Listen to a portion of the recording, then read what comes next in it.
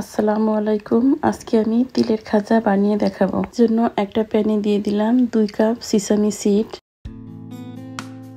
সিসামি সিডটাকে আমি medium to low আঁচে ভেজে নিব। মিডিয়াম টু লো আঁচেই ভাজতে হবে, এর বেশি জাল বাড়ানো যাবে না।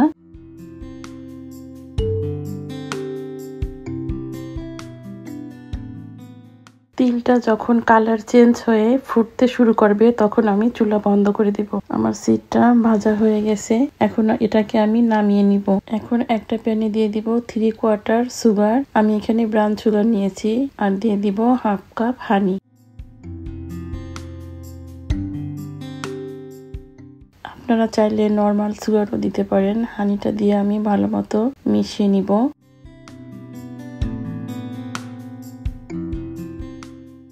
মিডিয়াম হিটে আমি চিনিটা গলে আসা পর্যন্ত অপেক্ষা করব। চিনিটা গলে গিয়ে যখন এভাবে ফেনার মতো ভেসে উঠবে তখন আমি সিসামি সিডটা দিয়ে দিব।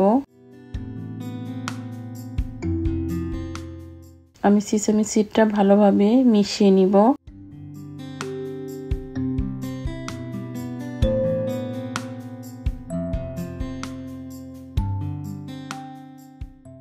মিশিয়ে নেওয়া হয়ে গেছে।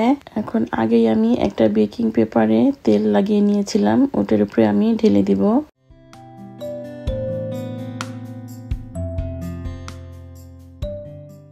এখন প্যাচুলার দিয়ে আমি একটু ছড়িয়ে দিব।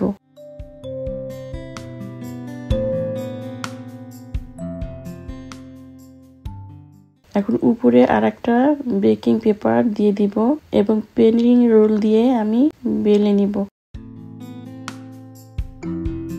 আপনারা যতটা মোটা বা পাতলা রাখতে চান সেইভাবে বেলে নেবেন।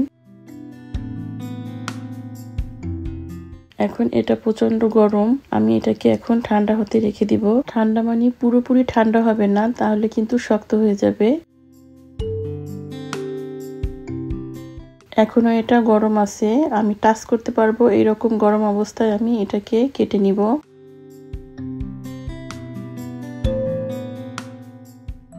আমার কেটে নেওয়া হয়ে গেছে।